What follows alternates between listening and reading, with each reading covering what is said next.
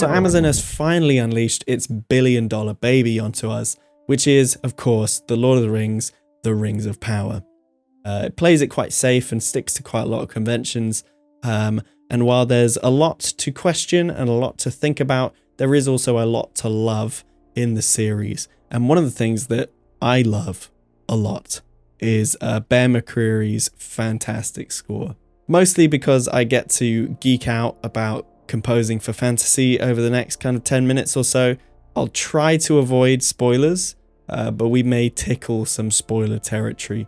Definitely go watch the episode. It's certainly worth watching just to find out the scene that I will be talking about.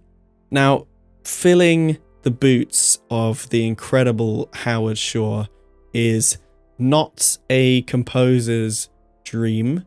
While Lord of the Rings may be, Howard Shore's score is almost synonymous with every single scene in those films. So, you know, hats off to Bear McCreary for actually even trying. He's done a fantastic job with the circumstances he's been given. And in fact, next to Howard Shore's theme, I think he does a sensational job at visualizing this story, or auralizing this story, musicaling this story.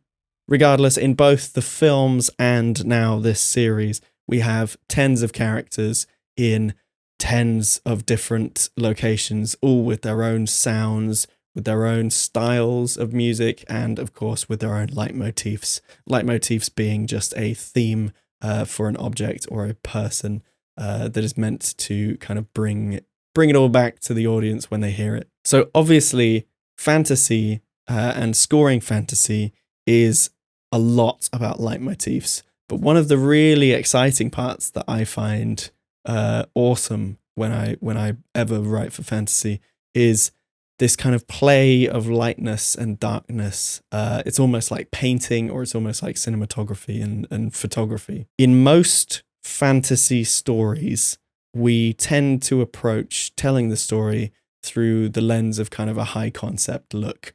So we kind of take a step back and we see it from a very bird's eye perspective, something very simple.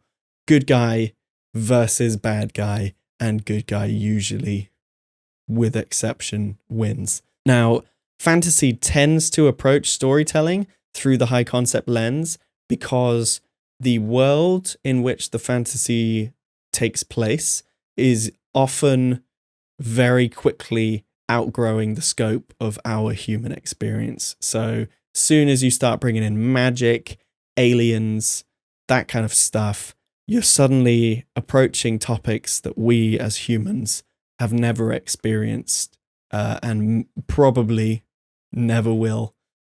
So how do we make that relatable? How do we make that emotional for an audience? Well, it's give them the clearest vessel into the world, which is a high concept story. So the music then has to work very strongly in tandem with this. We can construct this wonderful, wonderful world of all these different palettes of sounds. Numenor may sound like this, whereas the elves as a race may sound like this. We have no idea what they are before we write them, and when we write them, we have to stick quite closely to them so that the audience always knows what they're hearing, what they're seeing, what they're feeling. So the exciting part of writing and composing for fantasy is this play of shadow and light. So by nature of a high concept story, you tend to have a big bad who is usually a dark lord in a fantasy. For some reason, I don't know why we've always kind of just accepted dark lord is kind of the thing. You'd have your dark lord, and then you'd have your team of heroes who are up against them. In every scene, in every line, in every shot, if it's a film, you have to juxtapose the lightness, the good guys, and the darkness, the bad guys. And musically, you have to do the same too. So it's not uncommon for a lot of classical kind of suites and that kind of style of composing to experiment with changing modality and changing modes. Mixing modes is kind of an alchemy of composing. So modes, obviously most common in the Western world, is major and minor, and actually these play a crucial role in Western fantasy because they are associated with emotions.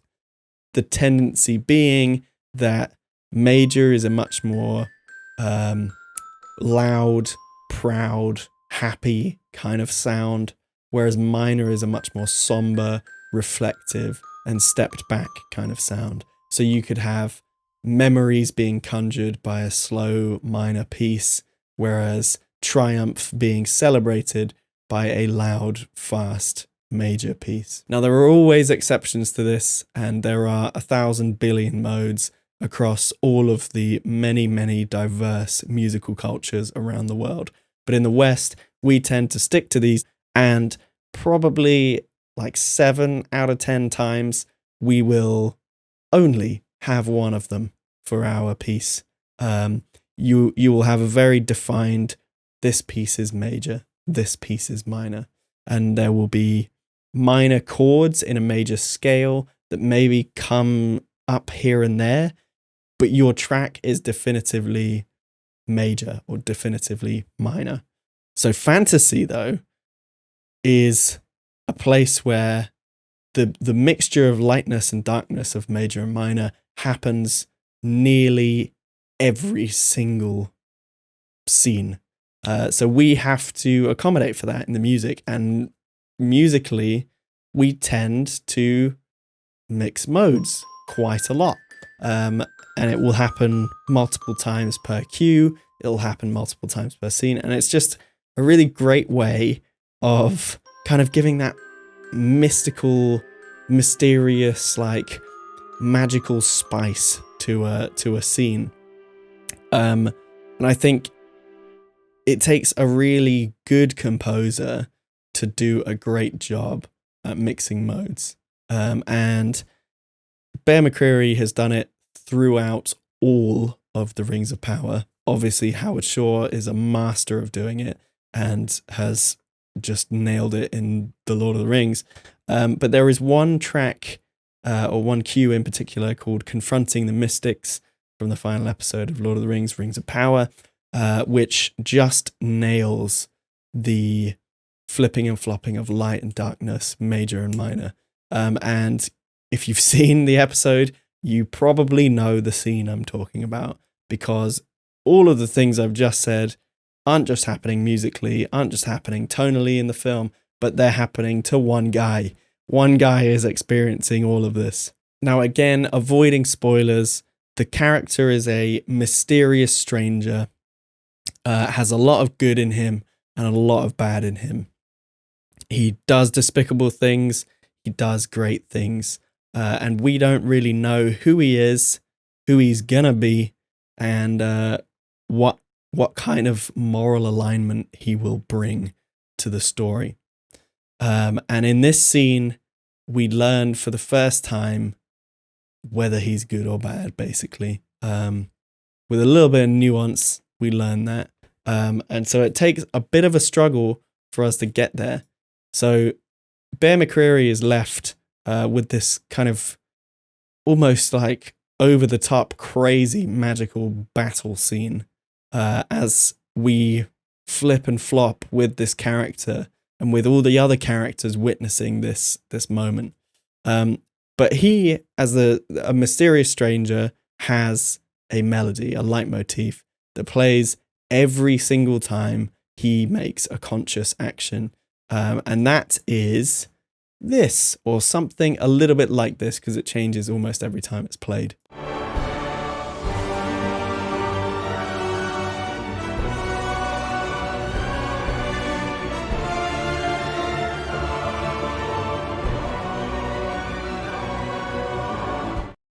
So that kind of mystical quality comes from the fact that the melody in and of itself is quite a upbeat and kind of jolly style melody, and we hear it lots of times throughout the series, kind of played softly on kind of glockenspiels and all sorts to give it that kind of mystical unsureness, uncertainty, a kind of a feeling of like there's so much potential and it just needs to be unlocked. It just needs to be figured out. You'll notice that it's quite minor. It's quite a minor key the entire time. And there are glimpses of hope in other instances. In this particular one, we're kind of watching it descend a little bit, and it's kind of feeling a little bit like, ooh, he's not to be trusted. He's been through some weird stuff. Maybe he's a bad guy, that kind of thing. But this same example gets even cooler, because right after we hear that, we hear it played completely differently.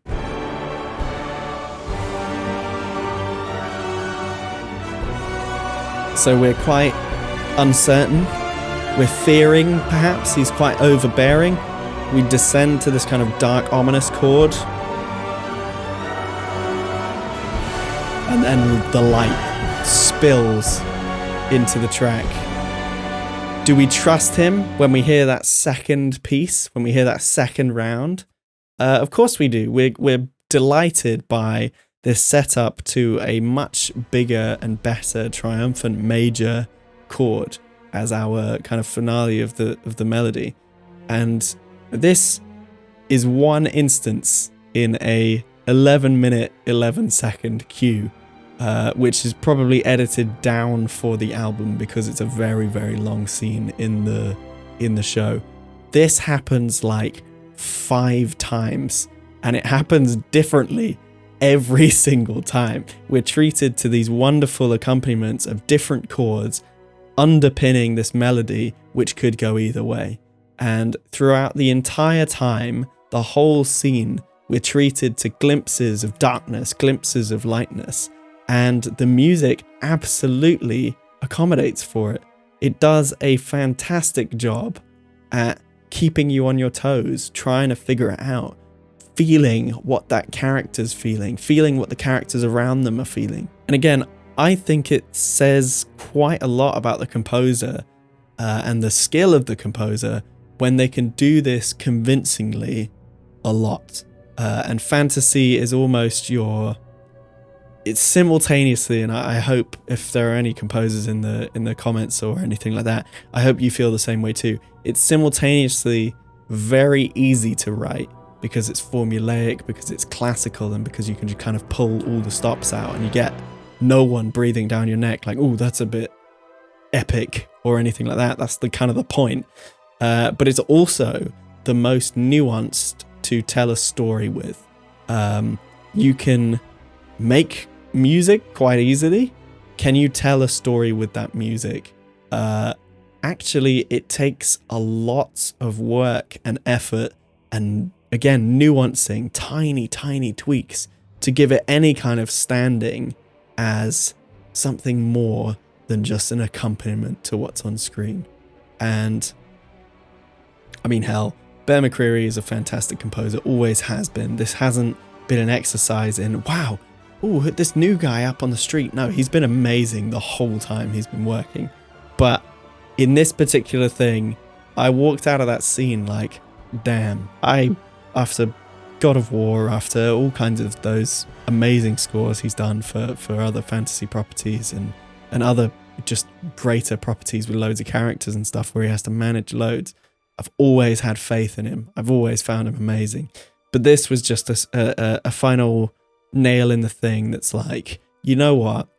Stepping into Lord of the Rings is like walking into a minefield. Everyone in Amazon and everyone in the production team must have been absolutely pooing themselves, because this is the biggest gamble you could take, and not to mention the $1 billion behind it. Like, this is a gamble. You will either do it right or you will do it wrong. And Bear McCreary, I almost think more than anyone else, because of how iconic Howard Shore's score is. And my God, he did it. He did it. I think there's a lot of exploration in this show that Howard Shore wishes he could have done. And I'm sure looked on in pride as he wrote the main theme and went, you know, I'm going to hand this mantle over to someone else, you know. These types of moments where you get to really tell a story with tons of emotion, bags and bags of emotion. And you get to play with light and darkness, shadow, lightness, grayness, everything. You get to kind of keep people, trickle them information just musically, is a stunning, stunning way to live your life. So thank you, Bear McCreary. And I hope you learned a little bit about how you can pose for fantasy. And also I hope you enjoyed the series. I mean, it's kind of a bit, some of it's great, some of it's not great, but I've really enjoyed the journey. I think it's been absolutely worth at least a good portion of those dollars.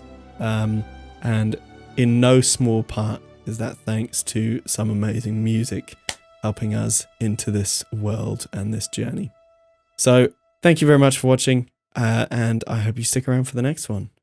See ya.